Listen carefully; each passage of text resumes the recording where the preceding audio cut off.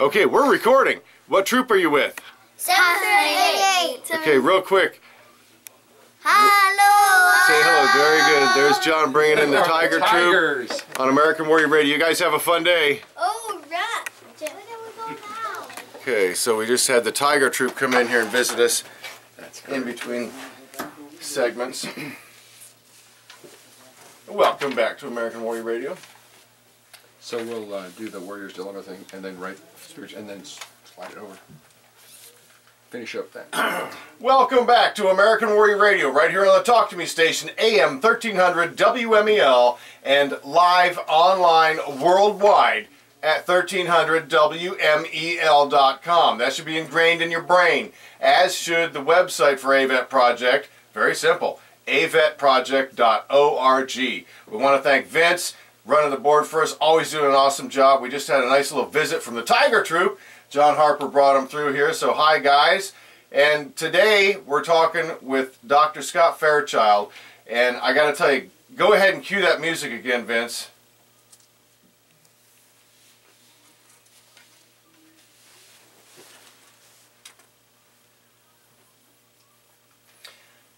That's right, it's Heal the Warrior, Heal the Country segment with Dr. Scott Fairchild of Baytree Behavioral Health. Doc, thank you for staying over, because, you know, we can never spend enough time with you, but we were talking about some pretty interesting topics there. Pick up where we left off. Well, it is a great opportunity to be here, and that road to recovery, so often it includes so many other people, and most of all, it includes other warriors. I often say, you know, it's one veteran helping another.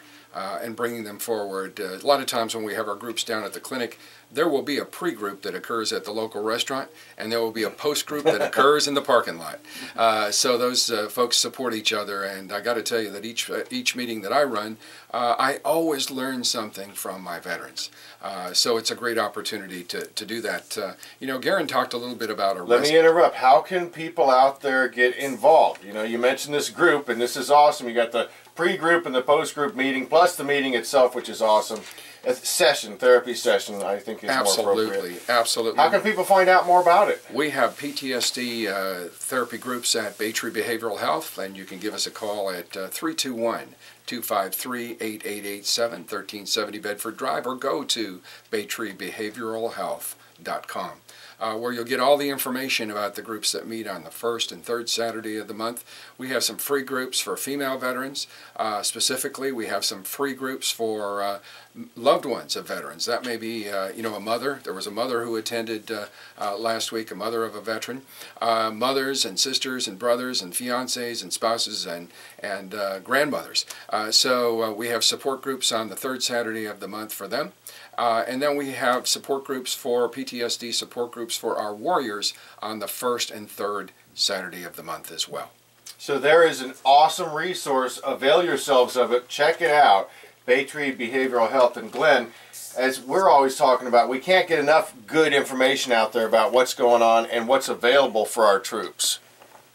Yeah, and I know we were talking before the show and then in the break for the show, we wanted to have the doctor comment on some more about the moral dilemma that our troops face, and particularly those who are involved directly in combat.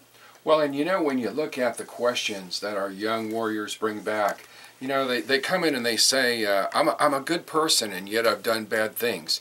And it's hard to reconcile this with their values.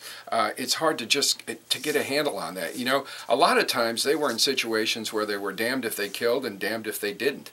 And some of them have even been brought forward with charges, and they had to justify what they did when in fact they were ordered to do so. You know, it's really hard. Can you provide an example for all the listeners out there? Can you provide an example of this dilemma? I could, actually. It dates back to Vietnam and an older gentleman who came to visit me all the way from Arizona. And we did his veteran eval, and then we were ready to send him back to Arizona, and he said, you know what, I'm not going back until I'm doing better. And so we put him up in the hotel at the end of the street. He stayed a few weeks, and he had been involved in a situation where he was treating both the enemy and our warriors in Vietnam. And the North Vietnamese, the Viet Cong, I noticed that he was a pretty darn good doctor. So on the way back to camp, he and his driver were ambushed on the side of the road. His driver was already down on all fours with a weapon behind his head. And he had showed his Geneva Convention card. I know when I was on active duty, that little red cross that I had on my Geneva Convention card as a medic, they always told us not to hold it over your heart because it made a good target. And so he showed his Geneva Convention card, and it was obvious that the Viet Cong didn't have a whole lot of respect for it. So they already had his driver down on the ground, and they were about to take him for the rest of his life to become a physician to treat their troops. So he had his .45 under the clipboard, and he blew the North Vietnamese, the Viet Cong, away. And he Score one for the good guys. That's right. Yeah. And he actually was challenged when he got back for violating the Geneva Convention. Now that doesn't make a lot of sense, and fortunately he came out of that one okay and wasn't court-martialed, but he was left with a lot of emotional scars that after about 4 sessions of EMDR, process we use to help, he was on his way back to Arizona, and he's been doing well ever since. Well, that's a good story. That's a good example. Well, it's a good example of something and how the treatment can have a positive impact, and I want to talk with you in a minute about that and the treatment modalities that are available, rather than just writing a script, here, take this and you'll feel better. Glenn, you you spent a career helping veterans and their family members get benefits, and I know you, as well as I, have come across scores of veterans that are facing this type of issue that you give an example. Somebody comes into your office and you can see it's readily readable that they've been traumatized. Yeah, and well, good example. One that I like because it has a positive outcome. And I had a gentleman from World War II came into my office, and he was just fishing around for what he might be able to claim a disability claim for. He didn't figure he could get anything because it had been so long ago, and which isn't true. Yeah, which isn't true, by the way. Yes, and so in the course of the conversation with him, he was talking about having trouble sleeping, and I tried to bring him out a little more. I said, well, tell me more about that. Tell me, what do you mean by having trouble sleeping? And he says, well, you know, I have these nightmares a lot, and sometimes I wake up and my wife is hitting me over the head to wake me up because I just hit her over the head, and on we went with this for 15 minutes maybe, and it became clear to me this guy was a good candidate for being diagnosed with post-traumatic stress disorder. So then I spent another goodly amount of time to convince him to go see a psychologist or a psychiatrist and see if they diagnosed him with that so that we could file a claim for that. And he did. Cut the story short, and they diagnosed him with PTSD, and he came back to my office, and we filed a successful claim for him. And he was so appreciative of the fact that I had dug into him and found out what was bothering him, and that he was then getting some relief through treatments. And fortunately in this case, back to what you were saying, Garen, this treatment wasn't, here's a bunch of pills that'll kind of make you not realize who you are or where you are. Zone out. Yeah, and so that was a good positive story I had about that. And I'll just share real quickly before I throw it back to the doc. During one of AVET Project's initial, I mean this is going back years, 5-6 years, one of our first PR&R retreats, Project Recuperation Reintegration for Returning Combat Vets. One of the combat vets, Doc, said he missed it. He enjoyed it, the combat. Yeah. And that kind of took our Director of Counseling, Joanne Ivins, even though she has her certificate from the DoD's Center for Deployed Psychology, and she's a hypnotherapist, and she's been working with warriors for many years. Took her by surprise to have somebody openly admit, and yet they were kind of on the fence as to, should I say this? Should I tell them what I'm really feeling? And he enjoyed it.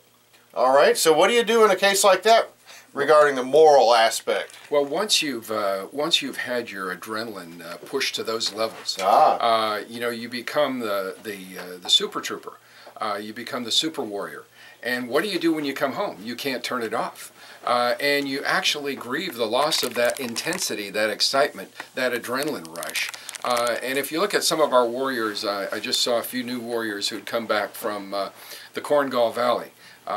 And Sebastian Junger's book, War, which was also made into a movie, Restrepo, which was the name. Excellent. Look it up, watch it, Restrepo, learn. the name of the medic who was killed, the second person killed there. Actually, I was corrected by one of the warriors the other day. You know, I asked him, I said, did you hear of Restrepo? Because he came in with wearing the 173rd Airborne patch. And he said very, very calmly and sadly, Restrepo was my medic. Oh, Lord. He was there with him for 15 months. And he said, no, it was Moto who was killed first, and then Restrepo, and then quite a number of others in the Korengal Valley in Afghanistan, the deadliest place on earth, where these young men had to live. And one person said, you know, he said, being in a firefight with someone else, where it's either you or them, and you survive, he actually said, you get higher on that than on cocaine. He said, you have this intense battlefield high. And he said, I don't know how I'm ever going to reintegrate back into society. I just don't know. So yes, you know, and we find so many young Marines, Army, Navy, who actually re-enlist.